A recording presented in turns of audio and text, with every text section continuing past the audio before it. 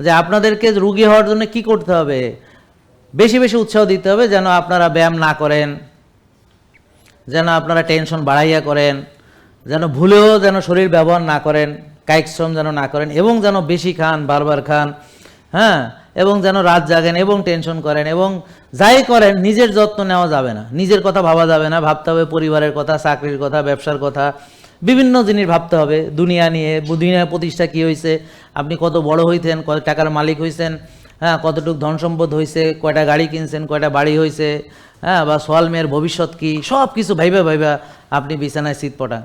তা না হলে তো আমরা রুগী পাবো না।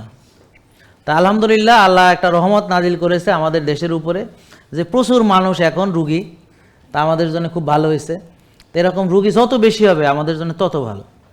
আমার যারা কার্ডিওলজিস্ট বন্ধুরা আছে তারা অপারেশন করতে করতে মানে নিজের ঘুম হারাম করে ফেলছে, এখন ওর ঘুমানোর সময় পায় না, এত রুগী, আর টাকা আর টাকা, কাটলেই টাকা। তো একটা হার্ট অপারেশন করতে কি পরিমাণ খরচ হয়, 5 লাখ থেকে 15 লাখ 20 লাখ পর্যন্ত, আরও বেশিও হয় হাসপাতাল বেদে এটা।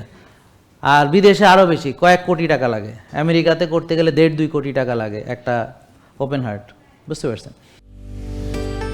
জেকে লাইফস্টাইল, ওষুধ মুক্ত সুস্থ জীবন।